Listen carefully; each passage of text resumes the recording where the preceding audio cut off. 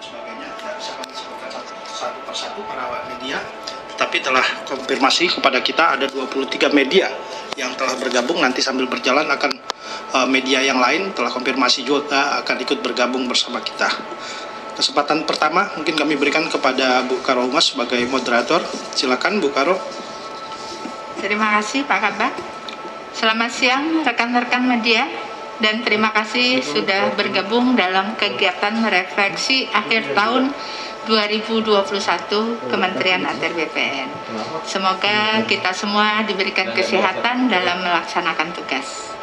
Siang ini telah hadir bersama kita, tadi sudah disampaikan oleh Mas Indra, Bapak Suhazal, Inspektur Jenderal Kementerian ATR BPN, hadir juga Bapak Irjen Polisi Hari Sudwiyanto, Staf Khusus Menteri Bidang Penanganan Sengketa Konflik Tanah dan Ruang.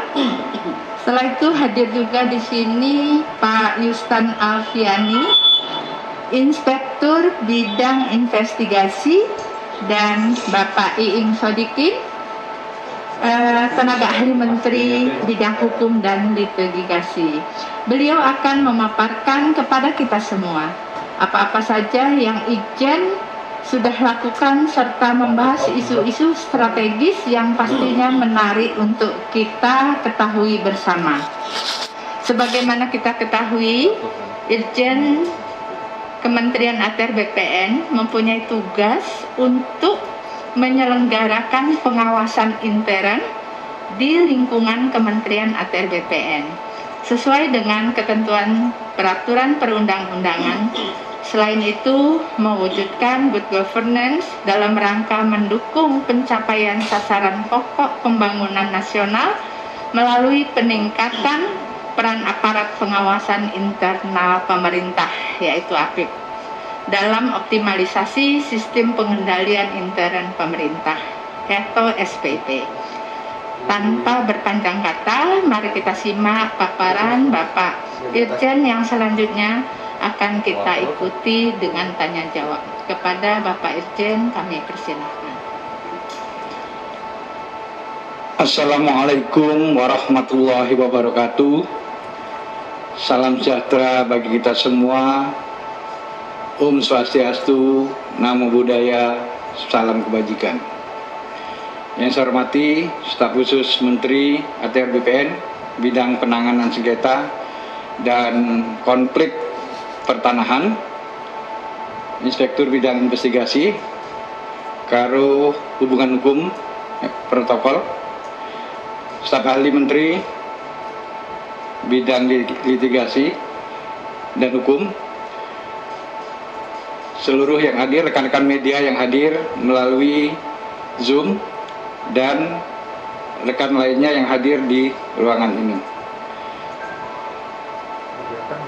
Pada akhir tahun ini, kami ingin menyampaikan sebagai bentuk pertanggungjawaban Inspektorat, sebagaimana tadi sudah disebutkan oleh Karo Hubungan Masyarakat bahwa Inspektorat Jenderal melaksanakan tugas berdasarkan ketentuan peraturan perundang-undangan, khususnya Perpres 47 tahun 2020 tentang Kementerian ATR BPN, ATR, Perpres 48 tahun 2020 tentang BPN, kemudian Peraturan Menteri ATR BPN nomor 16 tahun 2020 tentang organisasi dan tata kerja Kementerian ATR BPN.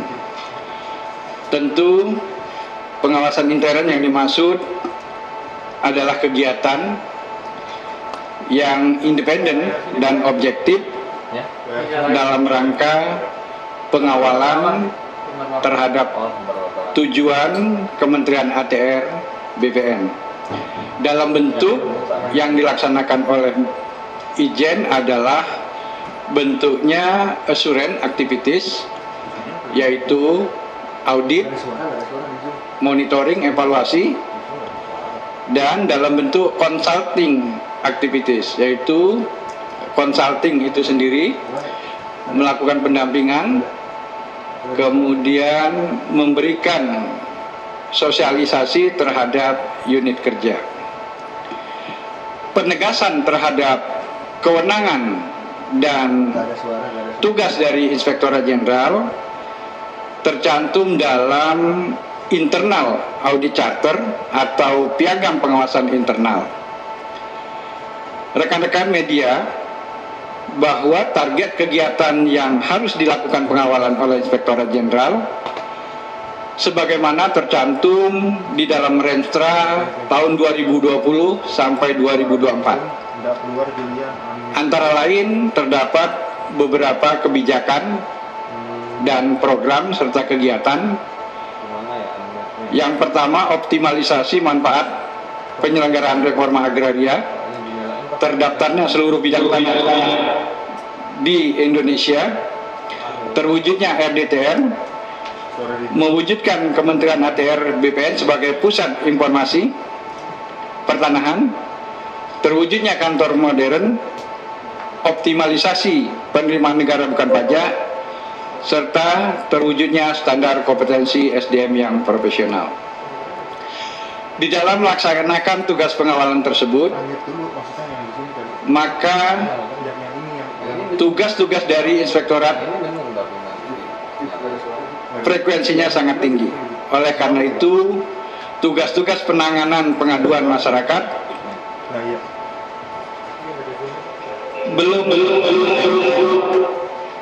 belum optimal atau belum fokus dilaksanakan. Apalagi intensitas pengaduan masyarakat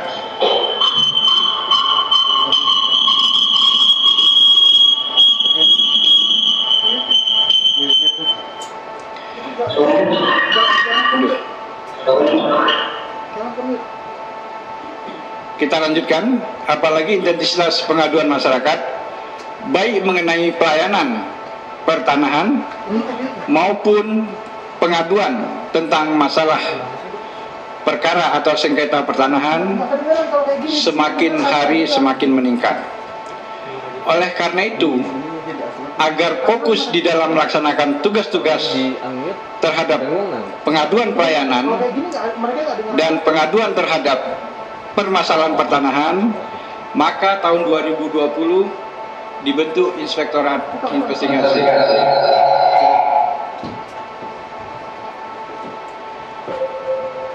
Pembentukan Inspektorat Investigasi tersebut direkomendasikan juga oleh Komisi Pemberantasan Korupsi melalui Surat Deputi KPK Bidang Pengawasan Internal dan Pengaduan Masyarakat nomor 294/PM titik 00-40-40-43/41/2020.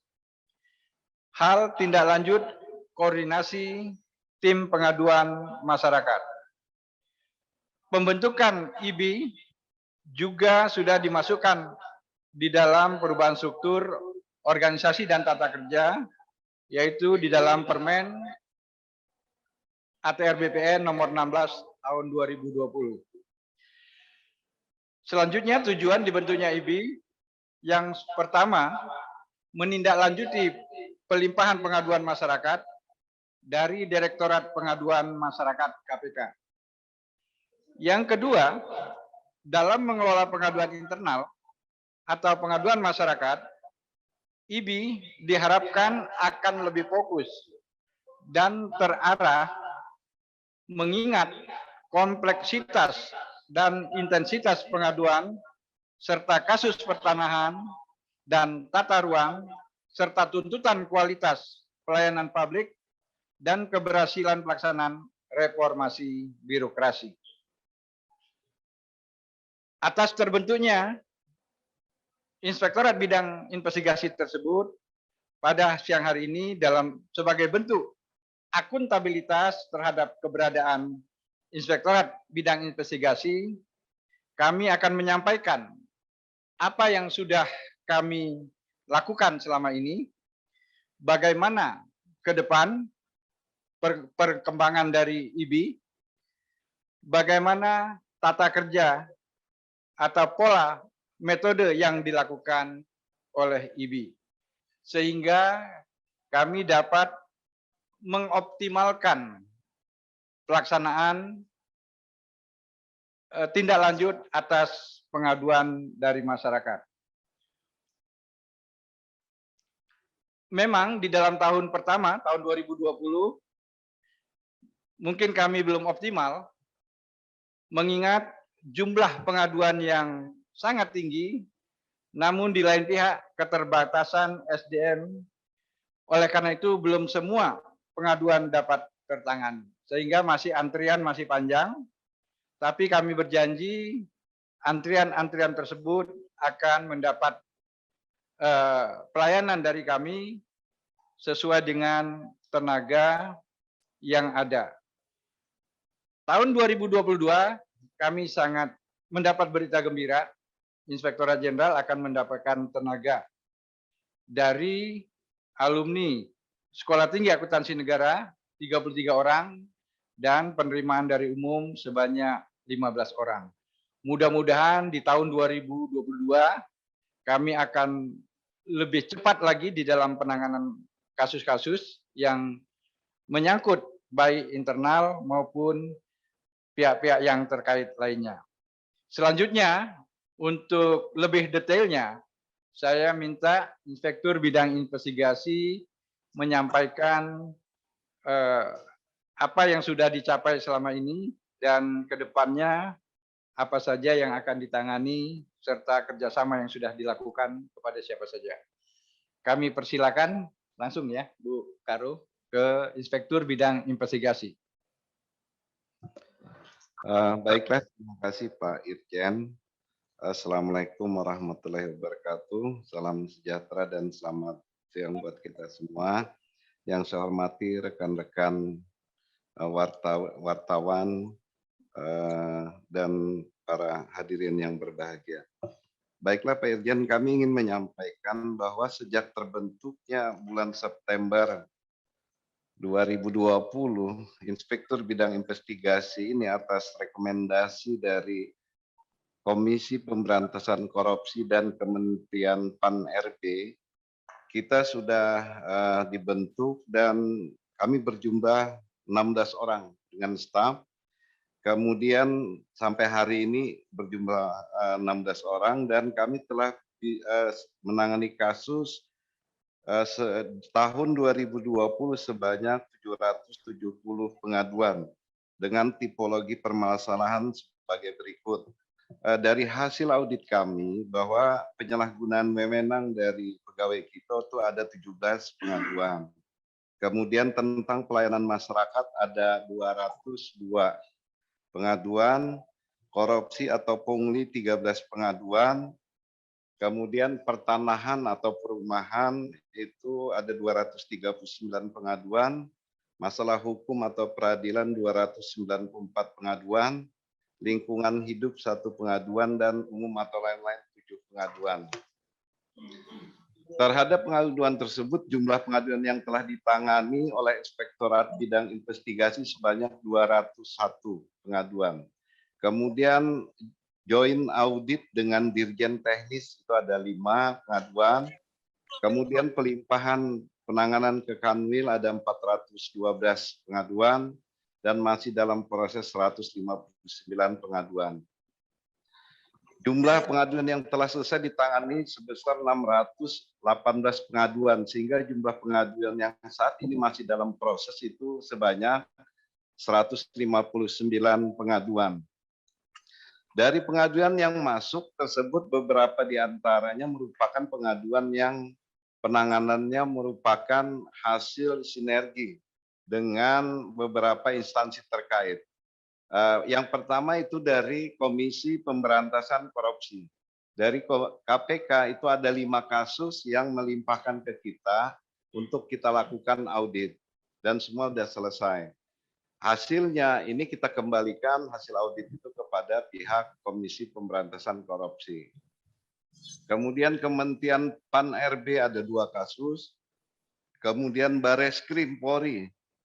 Bareskrim itu ada dari tindak pidana korupsi ada 2 kasus, kemudian pidana umum itu ada satu kasus, dan Polda Sumut ada 1 kasus.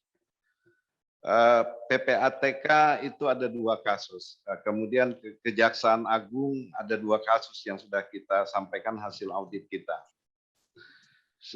Tentunya sebagai garda terdepan dalam upaya mendeteksi, mitigasi, dan penanganan terjadinya kecurangan atau fraud di lingkungan Kementerian ATR BPN dan meningkatkan kepercayaan publik dalam penanganan kasus-kasus pertanahan.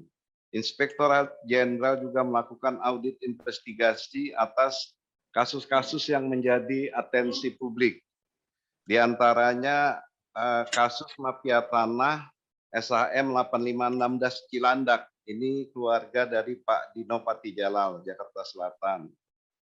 Kemudian kasus mafia tanah SHM 2575 Pondok Pinang, keluarganya Pak Sutresno Bahir, Jakarta Selatan. Kemudian kasus mafia tanah SHM 1568 Kembangan Selatan, PT Proline, Jakarta Barat. Kemudian kasus mafia tanah SHM 4931 Cakung, Jakarta Timur atau PT Salpe Peritet, Jakarta Timur. Kasus mafia tanah SHM SGI 1568 Kembangan Selatan.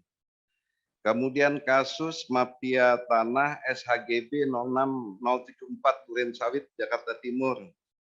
Kemudian kasus mafia tanah pada gugatan aset BMN pada Provinsi Sulawesi Selatan pada sepertiga Kota Makassar. Ini kasus Inca Baharudin yang digugat di pengadilan. Kemudian kasus mafia tanah SHM 02878 Sambirejo Semarang, Jawa Tengah. Kasus mafia tanah pembatalan SHM 05922 Sekarjati, Kota Bandung, Jawa Barat. Kasus mafia tanah SHM 0905 Bangka, Jakarta Selatan. Ini ada beberapa lagi kasus-kasus yang lain yang memang kita anggap kenapa ini dimasukkan dalam sebagai mafia tanah. Karena memang cara-cara kelompok ini melakukan atau mengambil hak orang dengan bermacam-macam cara atau modus operandi. Jadi kita dari audit investigasi dalam hal pengumpulan dan evaluasi bukti untuk mendukung suatu kesimpulan dan temuan audit investigasi dengan fokus pada upaya hipotesa untuk mengungkapkan. Yang pertama itu fakta-fakta proses kejadian, kemudian sebab dan dampak penyimpangannya. Yang ketiga, pihak-pihak yang terkait atau terlibat atas penyimpangan. Yang keempat, dampak kerugian keuangan negara. Nah, dari hasil audit kami terhadap permasalahan pengaduan yang masuk terhadap atau kasus-kasus yang menjadi atensi publik, beberapa modus operandi yang bisa kami ungkap di sini. Misalnya satu, ini pemalsuan dokumen alas hak. Alas hak itu bisa berupa AJB, girik, enggendom perponding, akta hibah, waris, dan lain-lain. Yang kedua adalah pendudukan bidang tanah secara ilegal tanpa hak. Kemudian menduduki tanah orang tanpa seizin. Kemudian mencari legalitas di pengadilan. Kadang misalnya dengan ada putusan dari pengadilan, mereka mengajukan hak kepada BPN. Ini ada juga kasus seperti ini modus operandinya. Kemudian adanya hilangnya warkah di kantor BPN, ini juga salah satu modus ya, karena pada saat untuk pembuktian di pengadilan kita kesulitan. Melakukan gugatan tiada akhir, ini juga berulang-ulang supaya terutama masalah ganti rugi ini. Jadi orang mau dapat ganti rugi karena ada gugatan harus menunggu dulu. Memanfaatkan kepala desa atau oknum BPN, ini juga banyak terjadi rekan-rekan sekalian.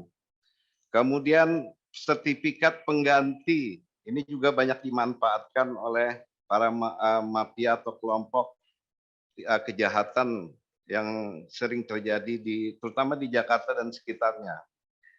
Kemudian melakukan gugatan dengan menggunakan alas hak palsu.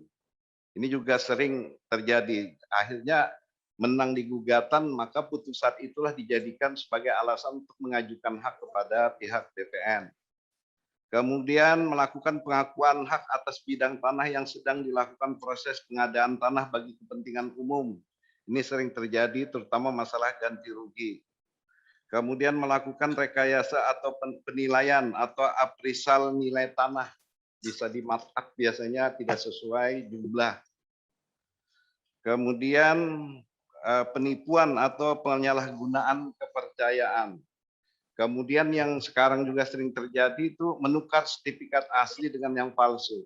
Dengan bermacam-macam alasan meminta kepada pemilik sertifikat dengan alasan untuk pembuatan AJB atau PPJB, tapi sebenarnya beberapa sertifikat ternyata itu ditukar. Itu ada juga terjadi terhadap kasus ini. Kemudian perlu kami sampaikan bahwa sampai saat ini hasil dari penanganan kita bahwa sekitar 125 pegawai yang sudah kita lakukan tindakan disiplin ya. Baik kalau kita lihat klarifikasinya, hukuman disiplin berat atau ada 32 orang. Hukuman disiplin sedang ada 53 orang dan hukuman disiplin ringan 40 orang. Kemudian selain dari pegawai kita yang melakukan kesalahan yang mendapatkan hukuman, kita juga masuk kepada PPAT. Karena PPAT ini menjadi tanggung jawab Kementerian ATR. Apabila sekarang ini ada kasus mafia tanah, itu tidak menjaga kemungkinan bahwa melibatkan para PPAT, karena pada saat proses di BPN yang bisa akses ke dalam BPN melalui sistem elektronik itu adalah pihak PPAT, karena mereka mempunyai akun dan password yang diberikan oleh BPN, sehingga pada saat peralihan hak dari pemilik kepada pembeli, walaupun dia menggunakan data yang palsu, ini bisa berjalan karena memang akses untuk masuk ke sistem di BPN itu melewati akun dan passwordnya dari PPAT. PPAT sampai saat ini sudah ada sekitar 6 orang yang sudah kita lakukan tindakan. Dari tindakan ini ada yang dicabut SK-nya oleh Pak Menteri, ada juga yang dihukum tidak bisa beroperasi beberapa tahun. Ini tergantung dari hasil putusan yang dilakukan oleh MPPD di tingkat kabupaten dan MPP itu majelis PPAT ya yang ada di provinsi. Apa keputusannya itulah biasanya yang akan dilaksanakan. Demikian yang bisa kami sampaikan. Mungkin kalau ada pertanyaan nanti bisa kita jawab. Demikian Pak Irjen, terima kasih. Assalamualaikum warahmatullahi wabarakatuh. Terima kasih Pak Inspektur Bidang Investigasi. Sebelum Bu Yulia memimpin diskusi, saya sedikit menyampaikan bahwa tadi jumlah pegawai yang dijatuhi hukuman masih 125 seperti yang lama. Ini karena hasil-hasil audit yang baru belum dilakukan BAP oleh tim gabungan antara investigasi dan kepegawaian masih berjalan. Setelah itu ada rapat tim disiplin. Tim disiplin ini mengusulkan kepada Menteri untuk penjatuhan disiplin. Ini masih dalam proses. Mungkin ada beberapa puluh orang yang tambahan yang akan nanti dirilis kalau sudah ada rapat tim disiplin pegawai dan sudah ada penjatuhan hukuman disiplin dari Menteri. Saya persilakan Bu Yulia untuk memimpin diskusi. Baik, terima kasih Pak Irjen. Kepada teman-teman media, silakan untuk bertanya. Bisa dibuka videonya. Bu, naik Pangaribuan Jakarta News, Bu. Baik, Pak Naik. Ya, Bu. Mungkin bisa ditampilkan videonya, Pak. Ya, Bu. Ya, silakan Pak Naik. Pak Naik. Pak Irjen, selamat siang Pak Irjen. Dari Jakarta. Jakarta News, Pak Irjen. Ini videonya.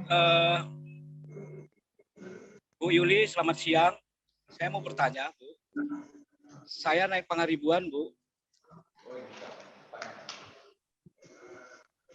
Ya, pertanyaan saya begini, Bu. Bagaimana status pegawai BPN Jakarta Timur yang telah ditetapkan oleh penyidik, tentunya Polri, dan kemudian pertanyaan saya, apakah ada lagi nggak penambahan terhadap tersangka baru dalam hal ini? Seperti saya dapat informasi ada beberapa orang, itu ada 8 kalau tidak salah ya. Kemudian seperti kata Pak Inspektorat tadi ngomong bahwa ada beberapa puluhan pegawai yang terlibat mafia tanah ya. Apakah bagaimana untuk sanksi ke depan oknum-oknum pegawai BPN ini supaya ada efek jera? Itu pertama. Kemudian Pak Irjen, yang kedua Pak Irjen, saya melihat tahun 2021 ini soal mafia tanah itu adalah satu kasus yang tidak berkesudahan, Pak Irjen. Bahkan di beberapa medsos dan khususnya Twitter ini sangat viral.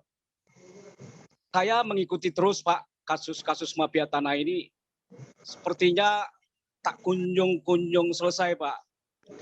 Bapak mengatakan bahwa hanya beberapa orang di bagian investigasi ini, kita tahu bahwa mafia tanah itu adalah sindikat, Pak. Di situ ada orang yang berduit, orang-orang penting.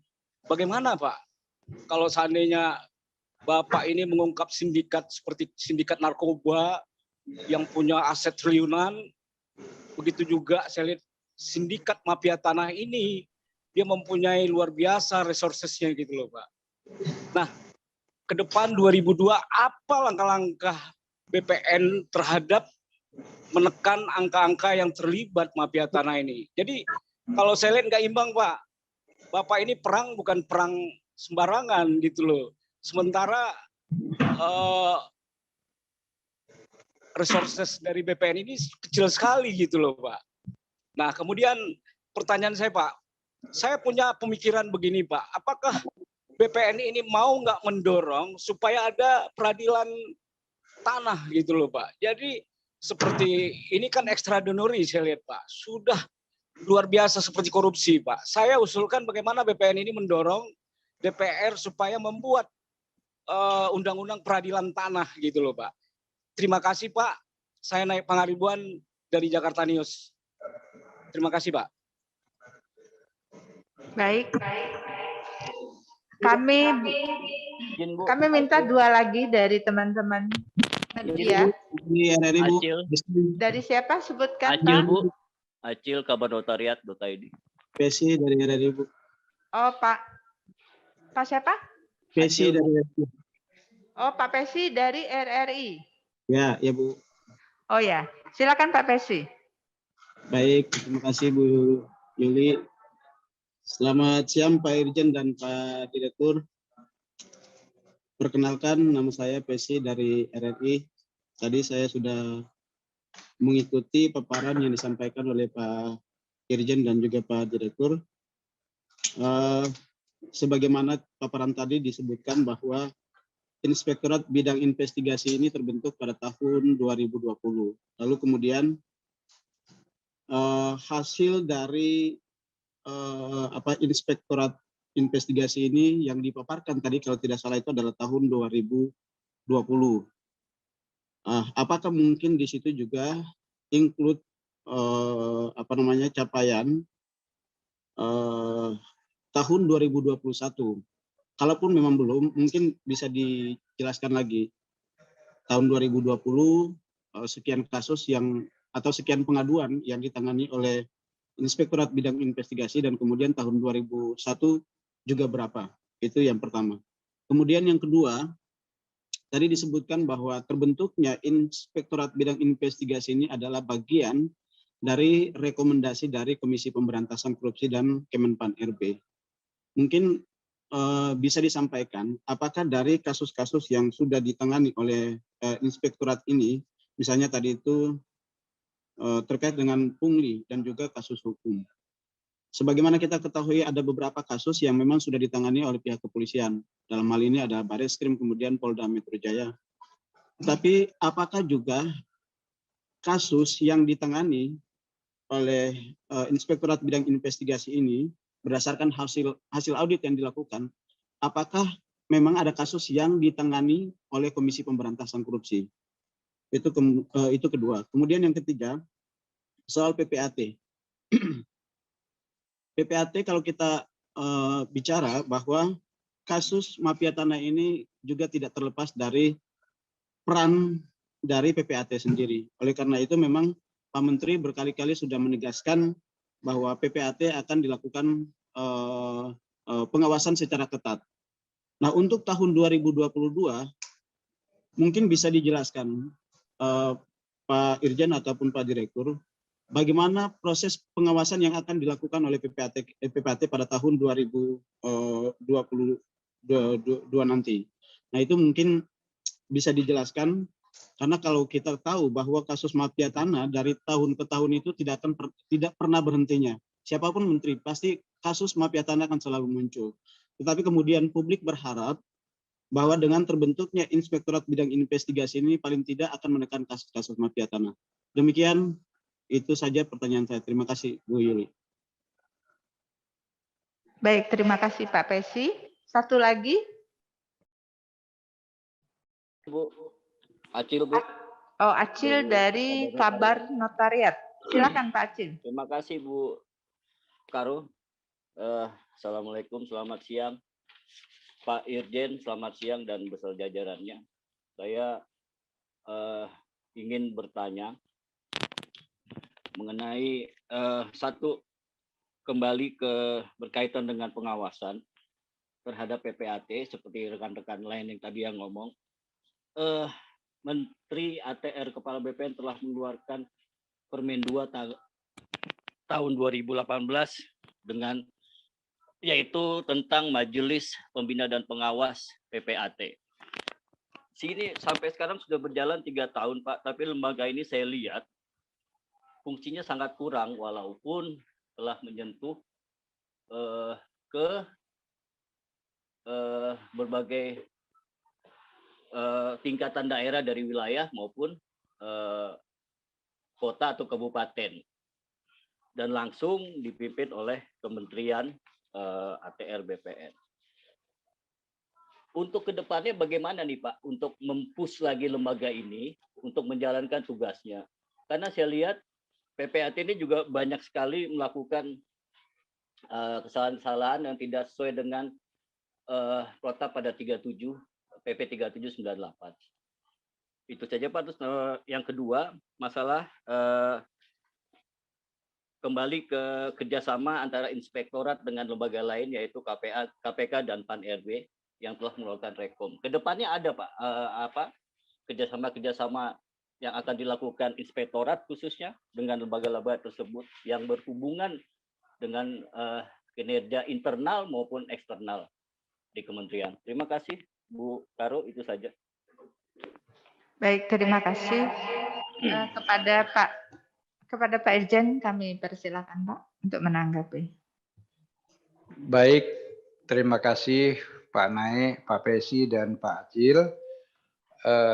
Akan kita jawab mungkin beberapa lebih detail ya. Untuk yang kasus Jakarta Timur ini detailnya saya minta Pak Irwil untuk menyampaikan bagaimana siapa saja yang terkait sehingga dari 8 orang apakah masih ada lagi yang akan selanjutnya diproses hukum lebih lanjut. Silakan Pak Irwil. Terima kasih Pak Irjen. Baiklah Pak Naik dari Jakarta News bahwa bagaimana status pegawai BPN Jakarta Timur yang ditetapkan oleh penyidik Bareskrim. Apakah ada lagi tersangka yang lain? Begini, kemarin sebenarnya bahwa dari kementerian sudah melakukan rapat bersama yang dihadiri oleh Deputi Bidang Penindakan KPK dengan stafnya, kemudian dihadiri juga Direktur Analis, kemudian dari Bareskrim para penyidiknya, dan dari Kejaksaan, diundang semua hadir. Pada saat kita tanyakan, memang penetapan tersangka oleh penyidik Bareskrim itu berdasarkan hasil dari penyelidikan dan penyidikan yang mereka. Jadi ada 9 ya, 10 ya. 1 yang sudah pensiun, sisanya tuh masih aktif, 1 orang sipil. Nah, kemarin kami tanyakan bagaimana status ini, itu mereka yang nanti akan melakukan gelar perkara. Masalah nanti mungkin ada lagi itu sepenuhnya wewenang dari Bareskrim Polri. Kami serahkan untuk penegakan hukum kepada aparat penegak hukum yang ada. Kami dari BPN ini, apalagi Inspektur Bidang Investigasi, hanya menyajikan data dan fakta yang valid sesuai hasil audit kita, bahwa menyatakan sesuai data dan fakta yang ada, maka nanti kami akan tunjukkan kebenaran yang sebenarnya. Nah, nanti dari pihak penyidik yang akan memakai hasil audit kita. Karena salah satu hasil audit itu adalah bisa sebagai alat bukti tertulis dalam hal proses hukum, hasil audit kita apabila dipakai oleh penyidik. Nah, masalah yang lainnya apakah berkembang, kita tunggu nanti dari Bareskrim. Karena sepenuhnya kan tanggung jawab penyidikan ini kepada aparat penegak hukum. Kemudian kedua, mungkin sanksi yang oknum pegawai, Pak Irjen. Pak, bisa lanjut ya, Bapak. Oke. Baik, saya minta agak detail Pak, supaya Jakarta Timur itu bisa rekan-rekan wartawan bisa mengetahui. Tentu secara umum saya sampaikan dulu kasusnya itu adalah permasalahan pembatalan adanya keputusan Kanwil DKI nomor 13 tahun 2019 tentang pembatalan 38 SHGB milik PT Salpe. Kemudian setelah dibatalkan, tanah tersebut didaftarkan melalui program PTSL. Setelah didaftarkan melalui program PTSL, terbit SHM 4931 Cakung Barat, sertifikat tersebut dialihkan. Nah, di sini sebenarnya ada hal yang di dalam pembatalan itu yang tidak dilihat oleh Kanwil dan jajaran adalah riwayat hak tanah itu sebenarnya sudah bukan HGB tahun 2011 tetapi mulai dari hak milik tahun 1975 yang kemudian ada peralihan karena perubahan wilayah, kemudian sertifikat tersebut diturunkan menjadi HGB tahun 2011. Jadi kebanyakan tolong berita-berita selama ini hanya dilihat dari HGB, sesungguhnya sertifikat yang ada sejak tahun 75 terhadap pengakuan hak ya menjadi hak milik atas nama James Daniel Tabaluyan. Nah, kemudian terhadap sertifikat tersebut yang sudah dari hak milik tahun 75 diturunkan tahun 2011 menjadi hak milik, kemudian tahun 2017 ada yang memohonkan, ya, yang memohonkan untuk program PTSL tentu ditolak karena sudah ada sertifikat HGB sebanyak 38. Oleh karena ditolak, maka si permohon Abdul Halim itu mengajukan pembatalan. proses ini diproses oleh Kakanwil bulan Februari, permohonan pembatalan dilakukan tanggal 30 itu hanya berdasarkan keterangan kepala desa yang mengatakan di wilayah yang baru bahwa GIRI itu tidak ada. Padahal itu adalah perpindahan dari dulunya dari Bekasi. Nah, terhadap itu, terhadap proses yang tidak proper itu dilakukan pembatalan dan diajukan berbarengan juga sebenarnya diajukan proses TUN oleh Abdul Halim dan pada akhirnya TUN itu pada putusan terakhir adalah ditolak putusan tersebut. Sehingga karena tidak proper itu dan hanya melihat dari HGB, kami dari inspektorat tidak melihat sisi manapun melainkan dari proses ini kita batalkan SK Kakanwil tersebut. Karena apa juga? Karena bukti yang dimiliki alas hak dari Abdul Halim itu hanya 5.500, padahal yang diajukan sebesar 7.700 sehingga tidak sesuai. 77.000 ya. Sehingga ini tidak pas juga. Kemudian yang diukur pada saat mengajukan PTSL yang diukur hanya 22.000. Padahal yang dijadikan sertifikat 77.000. Atas dasar yang diukur 22.000 itu oleh KJSKB, oleh oknum-oknum yang 8 tadi, dibuatlah di quality control menjadi 77.000 dipaksakan. Dan gambar ukurnya menjadi 77.000, bukan 22.000 yang diukur di lapangan. Kemudian dalam prosesnya ada keberatan dari pihak-pihak yang dibatalkan tadi, dari pihak Salpe, namun proses PTSL tetap berjalan. Akhirnya pada tanggal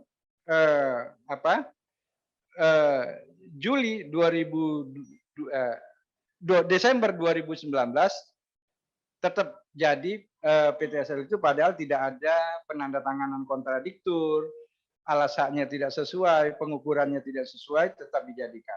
Oleh karena itu kita rekomendasikan juga sertifikat yang lahir ini dibatalkan juga. Jadi tadi pembatalan terhadap EHGB 38 itu kita rekomendasikan dibatalkan.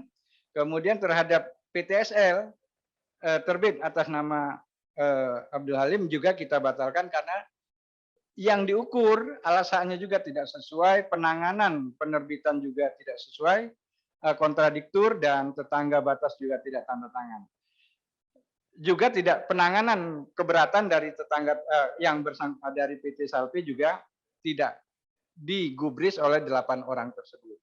Nah, setelah itu dilakukan peralihan juga masih dalam status adanya relas dari pengadilan. Ini tetap dialihkan.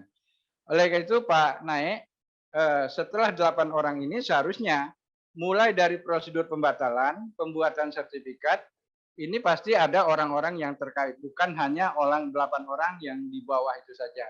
Tetapi sekali lagi itu kami serahkan sepenuhnya kepada penyidik. Akan sampai di mana? Siapa yang memodali, siapa yang apa? Mungkin nanti kalau penyidik KPK bisa melihat juga hasil PPATK yang beredar untuk dalam kasus ini. Selanjutnya ke depan oknum yang terlibat yang terlibat di dalam kasus mafia tanah, kami sekuat tenaga atau semaksimal mungkin menggunakan PP 94 tahun 2021 tentang hukuman disiplin pegawai. Di situ ada hukuman sedang, ringan, dan berat. Tentu kalau hukuman berat ini sampai pemberhentian. Namun kalau itu sudah kita berhentikan, dari penyidik tetap ingin melakukan penyidikan, itu juga kita akan berikan data-data yang sudah kita ambil di dalam proses audit investigasi. Nah, data-data tersebut kemudian kita biasanya meminta laporan hasil audit. Kita akan tadi jumlahnya sangat sedikit, tetapi kita tidak khawatir. Kita telah melakukan koordinasi. kepada tentu KPK, yang kedua kepada penyidik, ketiga PPATK, dan tentu koordinasi, kemudian komunikasi, kolaborasi, ini yang perlu kita lakukan sambil nanti tahun 2022 kita mendapat tambahan supaya lebih banyak lagi tim auditor investigasi sehingga penanganannya lebih kuat. Kalau kami tidak berkoordinasi, tidak berkomunikasi, tidak berkolaborasi, sebanyak apapun auditor kami, ini tak akan kuat kami melaksanakan sendirian. Ini mewajibkan kami bekerja sama dengan lembaga-lembaga penyidik dan lembaga lainnya, tentu di dalam rangka penuntasan kasus-kasus mafia tanah. Memang selama ini penuntasannya lama sekali. Setelah audit, kita rekomendasi pembatalan. Biasanya rekomendasi pembatalan itu masih juga di-challenge di TUN atau bahkan di Perdata, sehingga panjang sekali. Saya sepakat sekali, Pak, dan kementerian sudah mencoba untuk mengusulkan di dalam rancangan undang-undang pertanahan, yaitu peradilan pertanahan. Sayangnya pada tahun 2020 ya Pak, ya 2019 itu belum lanjut, masih di pending. Mudah-mudahan atas nanti masukan-masukan dari kementerian dan bapak-bapak juga dari media, ini bisa dilanjutkan lagi. Konsepnya, draftnya sudah ada konsep peradilan pertanahan. Namun ini tidak mudah, mungkin nanti akan berkoordinasi juga dengan Mahkamah Agung dan lain-lain agar konsep ini bisa bisa dilanjutkan menjadi undang-undang. Ini sangat baik sekali agar tidak jadi peradilan-peradilan yang terus-menerus. Ada TUN, ada pidana, ada perdata, diulang lagi, perdata kalah, perdata 1, perdata 2, TUN 1, TUN 2, dan lain-lain, sampai adanya putusan itu ingkrah. Setelah itu ada juga PK, PK1, PK2, panjang sekali Pak. Saya setuju sekali Pak Naik, itu mudah-mudahan nanti ada ke arah sana ya Pak ya. Selanjutnya, yang kedua, untuk dari Pak Pesi di RRI, Pak Yustan, ini yang dilaporkan tadi 2020 atau 2021 atau sampai dengan? Silakan Pak. Baiklah, data yang tadi kita sampaikan, 2020 itu kan baru September Inspektur Bidang Investigasi ini dibentuk. Jadi data ini dari September 2020 sampai dengan Desember 2021. Jadi setahun 3 bulan, ya, karena dibentuknya bulan September, Pak. Kemudian terbentuk IB atas rekomendasi KPK. Apakah kasus yang David ada yang ditangani oleh KPK? Itu tadi salah satu pertanyaan dari Pak Tesi ya, Pak. KPK sampai saat ini sudah 5 minta audit kepada kita. Jadi ada beberapa kasus yang diminta untuk dilakukan audit. Ada yang memang dari Direktur Gratifikasi dan Pelayanan Publik, tapi sifatnya itu lebih banyak pencegahan. Tetapi yang dari penindakan itu adalah sudah penindakan. Ya, jadi sudah 5 diminta oleh KPK, Pak.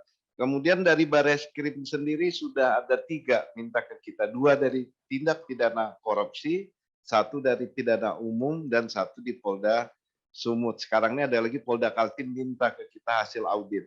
Jadi pada intinya kami akan menyajikan fakta yang sebenarnya sesuai dengan dokumen yang ada. Jadi kebenaran kita harapkan bisa muncul, tetapi untuk melanjuti penindakan penegakan hukumnya itu sepenuhnya kami serahkan kepada aparat penegak hukum, baik dari penyidik, penuntut maupun hakim. Kemudian PPAT akan diadakan pengawasan PPAT. Memang kalau kita lihat dari beberapa kasus, contohlah kasus misalnya Dino Patijalal, itu kan sangat ramai, sangat viral. Sebenarnya PPAT-nya itu sudah dicabut Pak Menteri SK-nya, sehingga tidak bisa beroperasi lagi. Nah, secara administrasi, tindakan yang dilakukan kementerian sudah sangat berat dilaksanakan. Nah, masalah nanti apakah dia terlibat atau bagian dari mafia itu nanti mungkin kita serahkan juga sepenuhnya kepada penyidik yang menangani kasusnya. Karena mungkin bisa saja dia kan kena pasal turut serta membantu 55 atau 56 biasanya, tapi itu kita kembalikan ke penyidik. Tetapi bagian dari kementerian ini sudah kita ambil, yaitu mencabut SK yang bersangkutan karena kita indikasi turut serta di dalam melakukan perbuatan tersebut. Kemudian bagaimana pengawasan BPK dengan terbentuknya majelis ini ya, MPPD yang atau MPP ya di wilayah. Memang biasanya setelah kita audit, ternyata ada kita temukan indikasi bahwa PPAT tersebut terlibat atau menjadi bagian dari permasalahan itu, maka kami segera membuat rekomendasi kepada kepala kantor wilayah BPN di mana dia terdaftar atau bekerja. Kami minta segera dilakukan sidang di MPPD-nya dulu. Nah, nanti setelah sidang barulah diputuskan oleh mereka, kemudian ditindaklanjutin ke provinsi. Setelah itu baru nanti hasilnya akan disampaikan ke menteri. Tetapi kami tetap mengawasi apakah putusan yang setelah dilakukan sidang itu sesuai enggak dengan tindakan yang dia lakukan. Kalau kami merasa itu terlalu ringan, kami akan melakukan usulan bahwa itu tidak sesuai, maka kita bisa diperberat penindakan atau tindakan hukumannya berupa administrasi. Pokoknya yang paling berat itu akan dicabut SK-nya sehingga dia tidak bisa lagi beroperasi atau bekerja sebagai PPAT. Kemudian ini juga dari Pak Acil mungkin langsung pengawasan terhadap PPAT ya. Ini sudah 3 tahun belum terlihat perannya. Memang kita harapkan nanti dengan terbentuknya Inspektur Bidang Investigasi ini, kami walaupun melihat ada misalnya viral di berita, kira-kira melibatkan baik BPN maupun PPAT, kami akan peran secara aktif untuk mencari informasi tentang permasalahan tersebut. Dan apabila nanti kita indikasi, kita lakukan dengan data yang cukup, maka nanti kita akan lakukan audit. Nah, dari hasil audit akan kita berikan rekomendasi ke menteri dan kepada yang membina Dirjen Pembinaan PPAT ini untuk segera melakukan pembinaan. Itu dari hasil rekomendasi kita, Pak. Kemudian apakah ada kerjasama inspektorat dengan lembaga lain, KPK, PPATK? Jadi dari hasil rekomendasi terakhir bahwa mulai sekarang kami apabila ada mafia tanah yang sifatnya memang sangat meresahkan dan cukup besar, maka dari awal sebenarnya kami sudah langsung berkoordinasi baik dengan Komisi Pemberantasan Korupsi.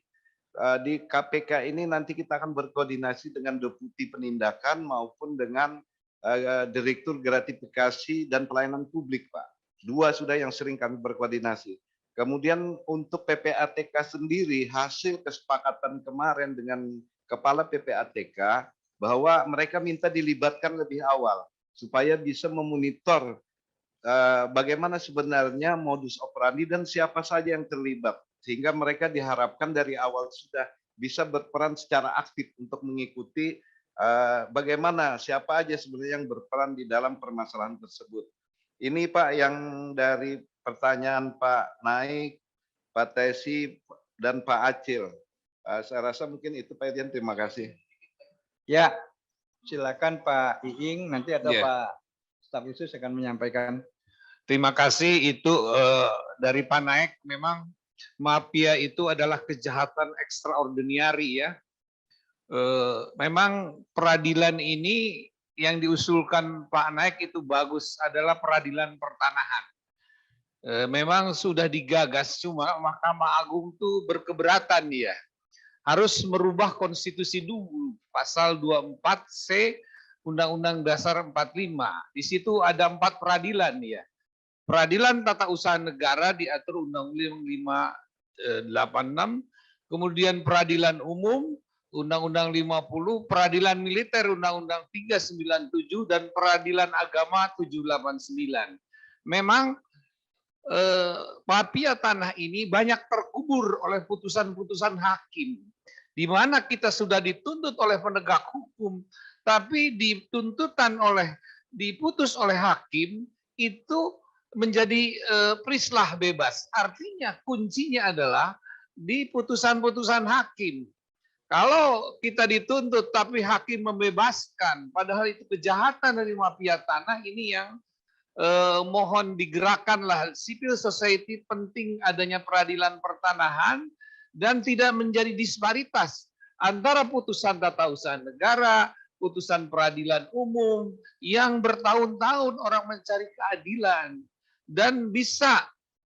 Lalu di peradilan perdata kan berlakulah actori icamet provisio. Siapa yang membuktikan dia juga harus menuntut hak. Cuma kan tidak menguji material. Banyak alasak palsu dimenangkan sampai ingkrah. Ini mungkin ke depan harus ada peradilan pertanahan yang memutus soal-soal pertanahan, termasuk ya mafia ini kan dari dedernya, dari siapa yang intelektual deder yang harus ditarik sebagai dihukum sebagai law enforcement. Itu aja Pak Irjen. Terima kasih Pak Staf Ahli Menteri. Pak Staf Khusus silakan menambahkan. Terima kasih Bapak Irjen.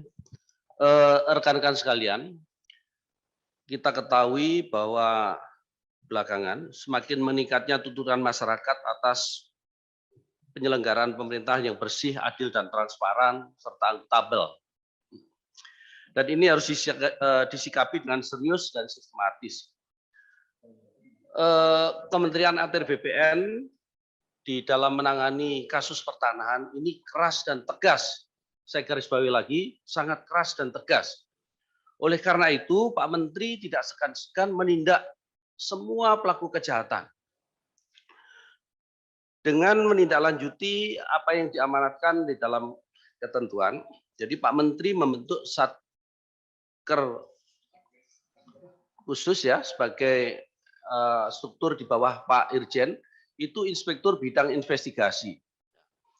Struktur bidang Inspektur Bidang Investigasi ini sudah banyak kasus-kasus yang diungkap, bahkan kontribusi untuk membuat terang satu perkara dan hasil investigasinya itu dijadikan rujukan sebagai bahan penyelidikan dan penyidikan oleh penyidik yang tergabung dalam Satgas Anti Mafia Tanah.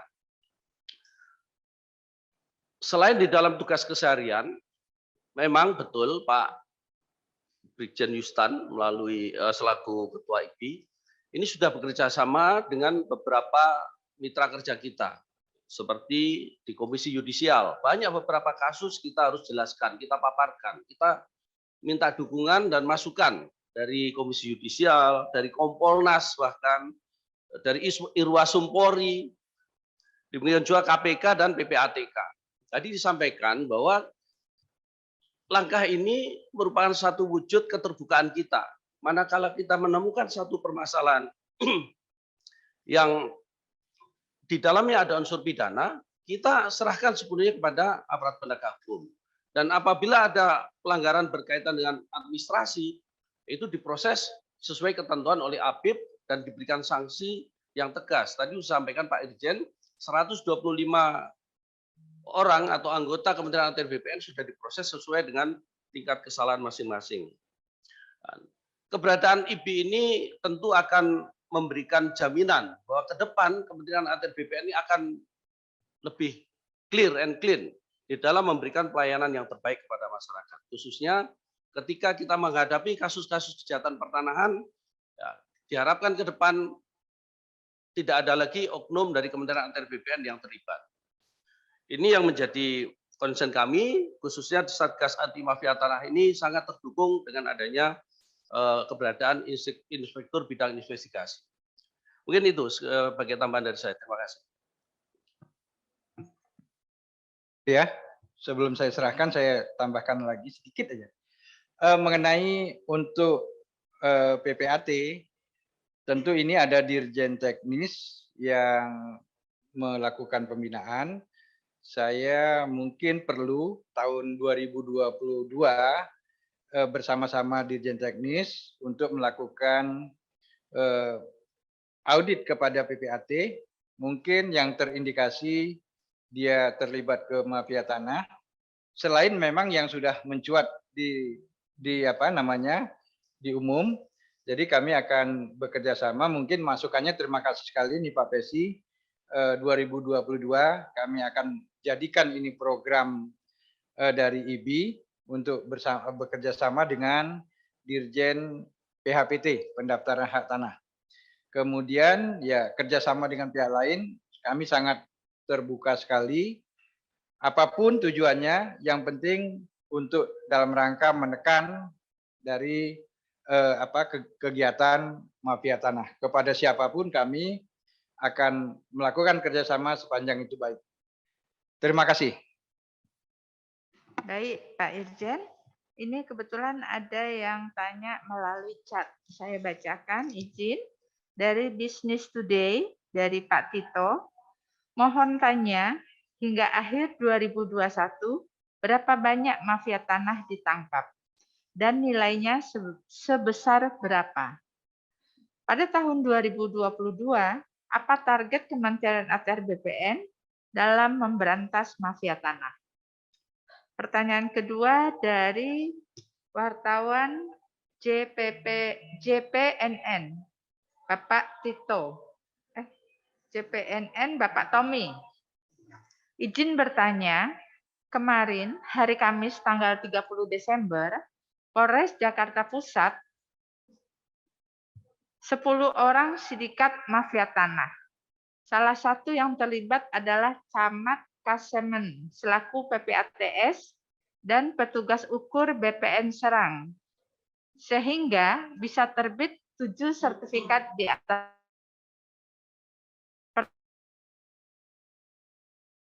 BPN-nya bisa mencegah input data dari PPAT yang tidak valid seperti ini. Untuk chat hanya baru 2, Pak Irjen. Mungkin kami serahkan Pak Irjen dulu untuk menanggapi. Terima kasih.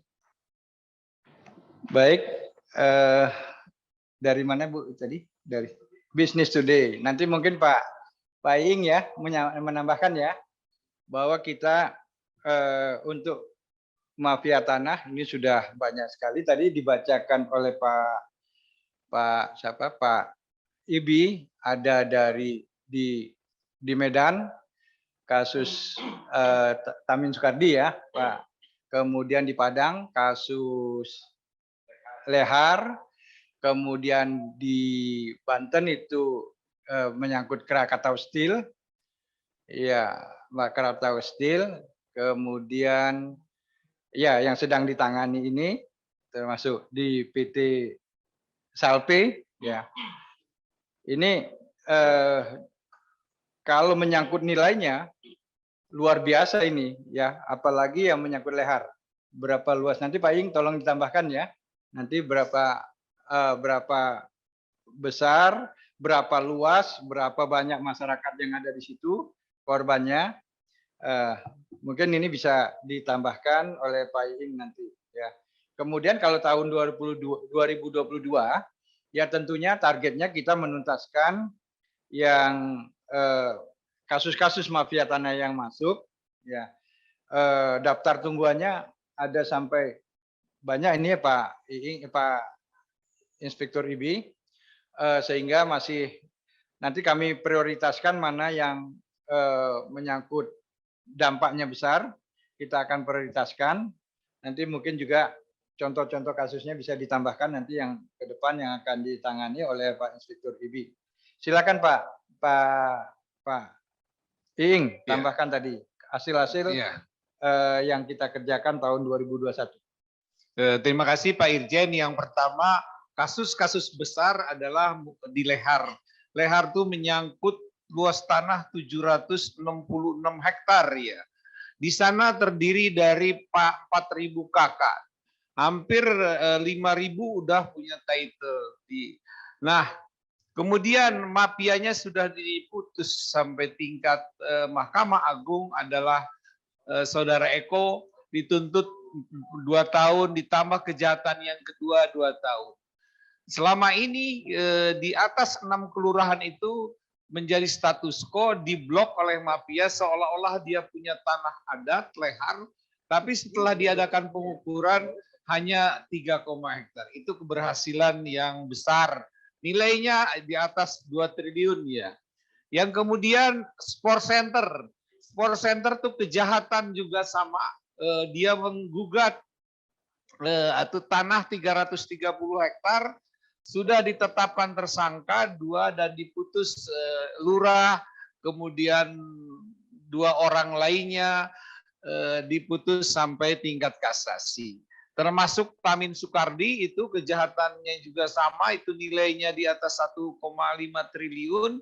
Jadi kalau nilai yang paling besar banyak sekali, kalau kejahatan di Jakarta Timur kalau dihitung itu 1,4,3 triliun. Jadi banyak keberhasilan yang di Satgas Mafia Tanah, cuma juga tantangan bagi kita adalah putusan hakim. Ini yang putusan hakim itu banyak juga mafia itu dibebaskan.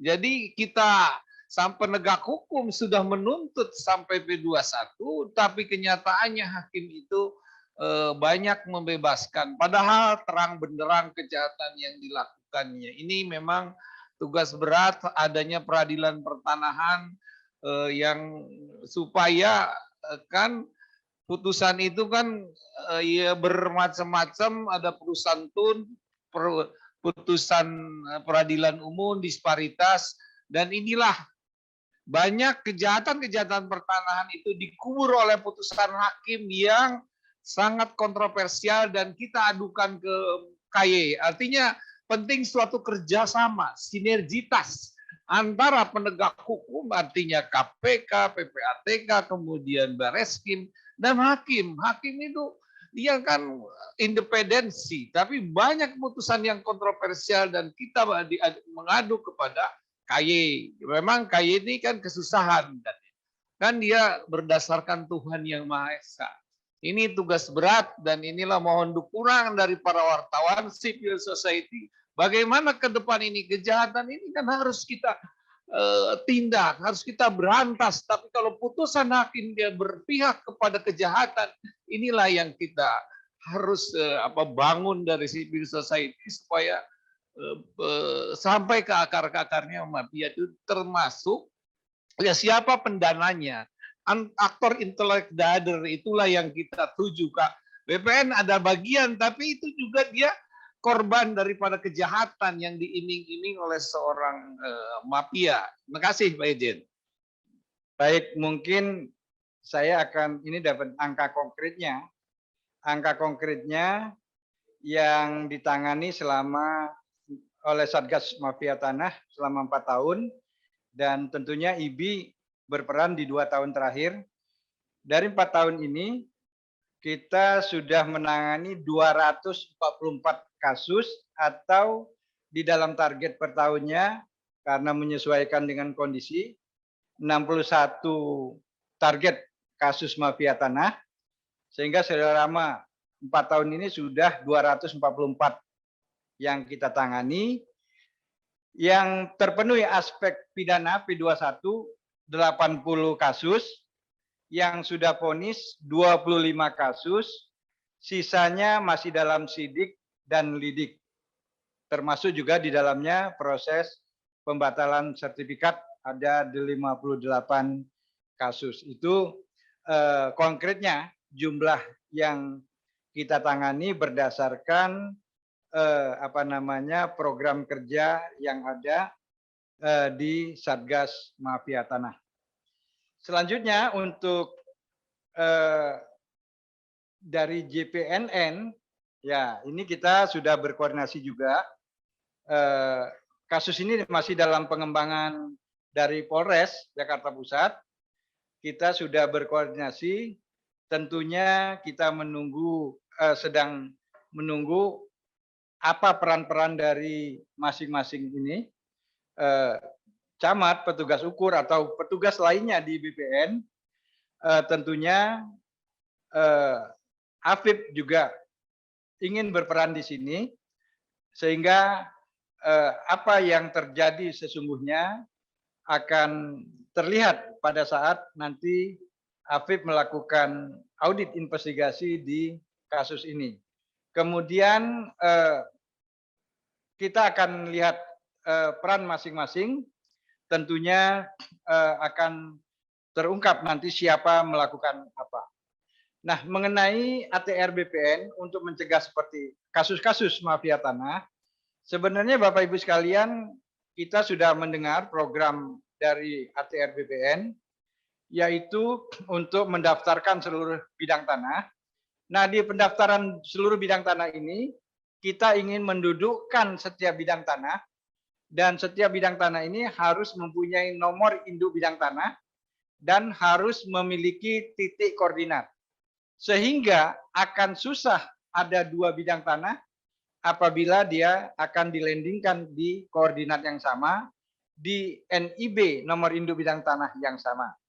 Oleh karena itu, percepatan pendaftaran tanah dan perbaikan dokumen, warkah, buku tanah, surat ukur, dan lain-lain ini kita segera validasikan supaya tidak ada celah bagi baik internal maupun dari luar untuk melakukan pemalsuan dokumen kalau ini nanti sudah divalidasi dan sudah dilakukan alih media dari manual ke digital. Proses ini sedang berjalan di beberapa kantor untuk validasi ada yang sudah sampai 90%, tetapi untuk validasi persil, buku tanah, surat ukur dengan ini kesamaan ini dan terpetakannya ini masih dalam proses, masih di bawah yang dicapai oleh validasi buku tanah. Oleh karena itu ini kami kejar supaya tidak mudah dilakukan pemalsuan. Dan ke depan memang lebih aman apabila kita ke depan ini ada wacana untuk dilakukan pendaftaran secara elektronik dan hasilnya akan dilakukan secara elektronik. Ini akan lebih mudah untuk mengawasi sepanjang memang nanti sistemnya kita buat yang paling baik ya, tentu yang terbaik supaya tidak mudah dilakukan intervensi dari pegawai internal. Sehingga kalau ini sudah pelayanan elektronik ke depannya, seperti kita nanti pelayanan di perbankan, kalau ada transaksi akan ada notifikasi bahwa apakah ini Anda atau bukan yang melakukan transaksi pertanahan. Ini mungkin ke depannya mimpi kita sedang dalam proses. Intinya perbaikan buku tanah, warkah, dan persil bidang ini sangat penting dan ini sedang dilakukan selama ini. Dan bagi kantor-kantor yang sudah bisa melakukan ini secara lurah kelurahan, desa demi desa, dan kecamatan serta kota secara penuh, ini tentunya datanya akan lebih sulit untuk dipalsukan. Saya pikir itu, Bu Yulia. Pak Yustan, masih ada yang mau tambahkan? Baik, Pak Irjen.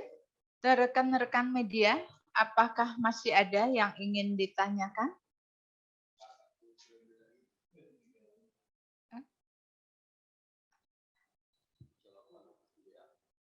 Di chat apakah masih ada, Mbak Menel? Enggak ada. Kami beri kesempatan kembali kepada rekan-rekan media. Bu Yuli, izin. Ya, dari mana Pak? Silakan. Agraria Today. Oh, majalah Agraria, Pak Raja Asti. Silakan, Pak. Ya. Assalamualaikum warahmatullahi wabarakatuh. Semoga kita dalam keadaan sehat semua. Pertama, saya mendukung apa yang disampaikan oleh Pak Naik tadi. Yang kedua, saya menginformasikan dengan adanya Satgas Mafia ini, salah satu mafia yang saya ikuti sejak tahun 2015 itu sudah mulai tiarap. Namun, gerak mereka, gerak ya istilahnya gerak bawah tanahnya tetap berlangsung. Apa yang mau saya sampaikan bahwa diduga tadi Pak Ijen menyampaikan apakah ada pemodal asing. Dari data-data yang kami punya yang sejak tahun 2015 itu ada pemodal asing, diduga ada pemodal asing. Dokumennya juga ada. Nah, izin apakah bisa dari unsur masyarakat yang dirugikan ini 2-3 orang diberikan silaturahmi bertemu Pak Irjen. Saya yakin data-data ini sangat tumpang tindih, dan saya yakin juga bahwa data-data yang dipunyai oleh Kementerian ATR BPN itu hampir sama. Seperti ada lembaga hukum yang menyatakan itu betul, ada lembaga hukum yang menyatakan itu tidak betul. Saya rasa ini banyak dokumen-dokumen yang sudah dimiliki Kementerian ATR BPN. Namun dengan adanya bisanya nanti bertemu perwakilan dari masyarakat yang dirugikan ini bisa menambah bahan Kementerian ATR BPN untuk melakukan investigasi secara menyeluruh. Demikian aja Bu Yulia, terima kasih. Baik, terima kasih Pak Raja Asdi. Selanjutnya, rekan media selanjutnya.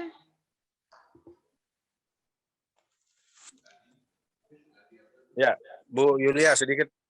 Boleh? Dari? Agraria tadi ada tertinggal sedikit. Ada tambahan. Silakan Pak. Ya, sedikit aja. Secara informal hal ini saya sudah komunikasikan dengan Pak Indra Kabak ya, secara informal. Setelah saya informasikan, saya ke tempat kantor itu sekarang mereka sudah tiarap dan kantornya sudah pindah. Nah, nanti dokumennya juga bisa disampaikan oleh masyarakat yang dirugikan itu. Demikian aja Bu Yulia, terima kasih. Baik, terima kasih.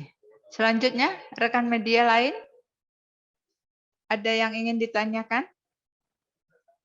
Siapa? Baik, jika tidak ada, kami minta Pak Irjen untuk menanggapi. Terima kasih. Baik, Pak Raja Asdi dari Majalah Agraria. Terima kasih dukungannya Pak. Tadi apa yang disampaikan Pak Naik tentunya juga menjadi harapan kita untuk bisa terwujudnya peradilan pertanahan.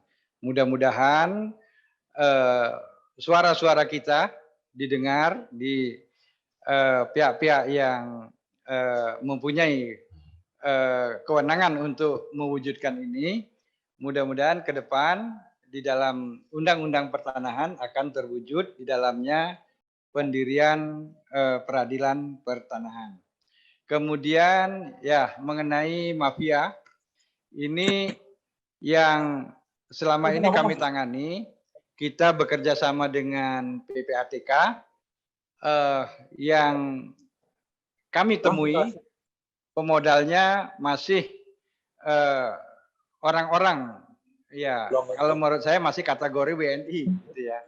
Mungkin dia mendapatkannya dari luar bisa jadi ya kategori WNI walaupun WNI-nya bagaimana yang jelas masih WNI dan ini kita selalu disuplai oleh PPATK termasuk kasus yang terakhir-terakhir ini sebenarnya dengan gampang sekali itu kalau ditangani oleh KPK ya siapa yang mendapatkan apa bisa diketahui karena itu kami tidak khawatir walaupun mendapat serangan-serangan dari berbagai macam ya data-data itu bisa saja nanti digunakan oleh KPK atau penyidik lainnya untuk membuktikan sesungguhnya siapa yang berada di balik pendanaan mafia tanah tersebut. Ya tentunya Pak Presiden sudah memerintahkan Pak Menteri sudah memerintahkan Satgas Mafia Tanah, Dirjen 7 juga Inspektorat Bidang Investigasi, kita akan gaspol, ya akan gaspol, tidak akan gentar untuk menghadapi ini. Itu yang perlu dicatat. Kemudian mengenai data-data, tentunya kita sangat senang sekali kalau ada masukan-masukan dari berbagai pihak, tentunya dari data itu nanti kita lakukan expose, ya kita lakukan rapat dengan mengundang pihak-pihak yang terkait, termasuk dari Mabes juga sering kita libatkan di awal, juga dari kejaksaan untuk menilai apakah kasus-kasus itu layak atau bisa segera kita tindak lanjuti. Sehingga dari Satgas Mafia Tanah juga IBI berkolaborasi dengan berdasarkan sekecil apapun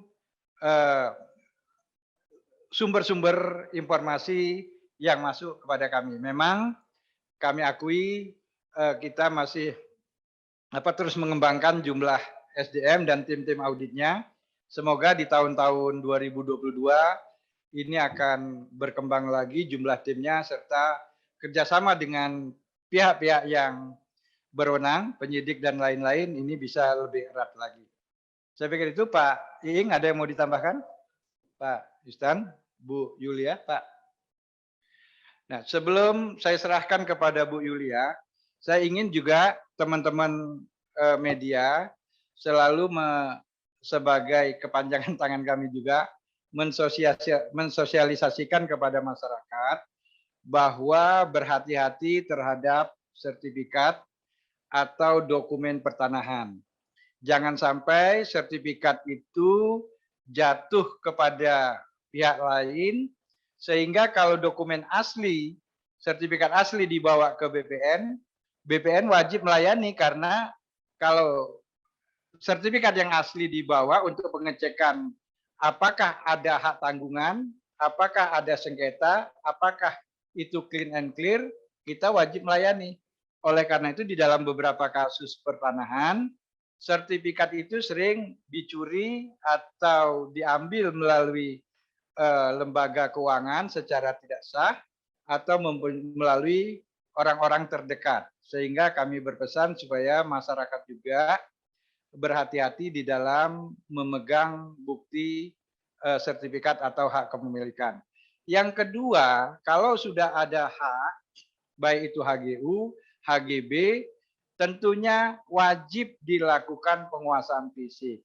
Jangan ditinggalkan kemana-mana, tanahnya nanti ada yang memanfaatkan, biasanya digarap berpuluh-puluh tahun, sehingga terjadilah jual beli di bawah tangan, sehingga ini menambah banyak pihak yang bermasalah. Kemudian ada baiknya sebelum Bapak Ibu atau masyarakat membeli tanah, ada baiknya berkoordinasi minta informasi kepada petugas BPN sehingga apakah tanah yang akan dibeli tersebut dalam kondisi clear and clean. Itu saja pesan dari saya. Mudah-mudahan tidak ada lagi korban-korban mafia dan kita akan semakin menekan jumlah kegiatan mafia. Di tahun 2022 ini 2021 yang akan berakhir, kami juga mengucapkan selamat tahun baru kepada teman-teman media.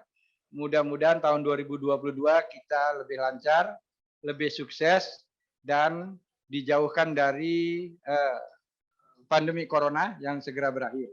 Demikian, salam sehat dari saya. Mudah-mudahan kita semuanya selalu dalam lindungan Tuhan Yang Maha Esa. Demikian, saya kembalikan kepada Bu Yulia. Baik, terima kasih Pak Irjen. Terima kasih rekan-rekan media. Preskon kita hari ini kita akhiri. Selamat tahun baru, sampai ketemu tahun depan. Salam sehat dari kami.